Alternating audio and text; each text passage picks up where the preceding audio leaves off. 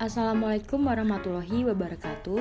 Perkenalkan, nama saya Tiara Cahaya Putri Herawati.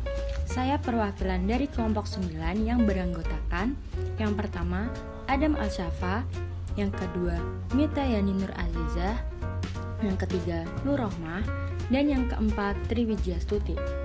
Di sini saya akan menjelaskan materi terkait pemenuhan kebutuhan eliminasi pada lansia. Pengertian lansia secara umum merupakan seseorang yang dikatakan lansia apabila usianya sudah mencapai usia 60 tahun ke atas. Hal ini meliputi laki-laki atau perempuan. Departemen Kesehatan Rakyat Indonesia mengatakan seseorang dapat dikatakan usia lanjut dari usia 55 tahun ke atas menurut Badan Kesehatan Dunia atau WHO. Usia lanjut ini dimulai lansia dari umur 60 tahun. Lanjut usia adalah seseorang yang sudah mengalami perubahan struktur dan fungsi pertahanan tubuh menurun, dikarenakan usianya sudah berlanjut. Selanjutnya yaitu perubahan sistem perkemihan pada lansia. Yang pertama, perubahan aliran darah ginjal pada lanjut usia. Yang kedua, perubahan fungsi ginjal. Yang ketiga, perubahan laju filtrasi glomerulus pada lansia. Yang keempat, perubahan fungsi tubulus. Dan yang kelima, perubahan pengaturan keseimbangan air. Adapun gangguan eliminasi pada lansia, yaitu inkontinensia.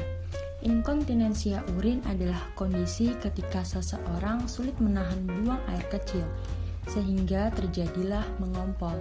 Inkontinensia urin umumnya dialami oleh lansia dan lebih sering dialami oleh wanita dibandingkan pria. Adapun upaya untuk mengembalikan fungsi kandung kemih yaitu dengan melakukan bladder training.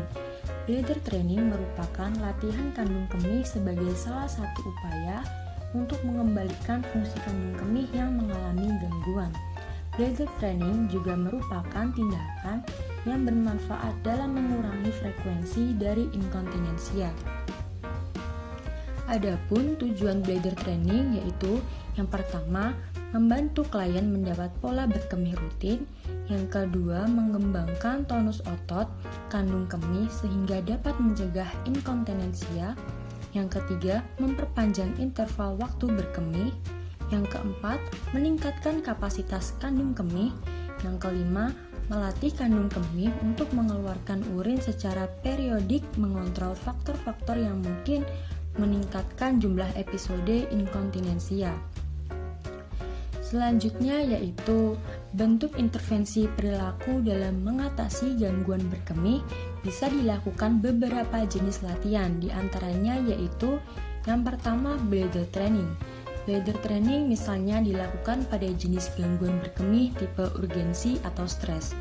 Latihan dilakukan dengan menjadwalkan frekuensi berkemih 3-4 jam sekali atau 6-7 kali per hari. Yang kedua, habit training dilakukan pada jenis gangguan berkemih tipe fungsional.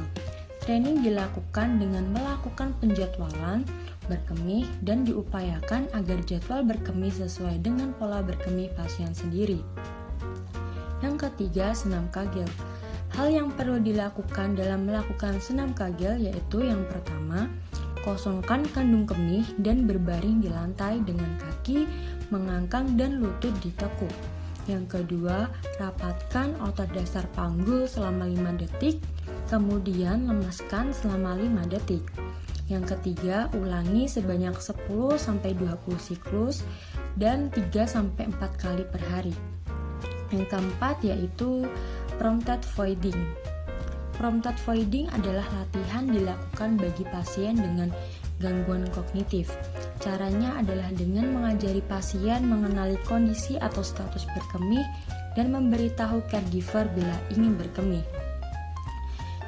Cara mengatasi sembelit pada lansia yaitu yang pertama, mengonsumsi makanan berserat tinggi, yang kedua, mengonsumsi air lebih banyak, dan yang ketiga, rutin olahraga setiap hari. Adapun faktor-faktor yang mempengaruhi eliminasi pada usia lanjut. yang pertama, eliminasi BAB.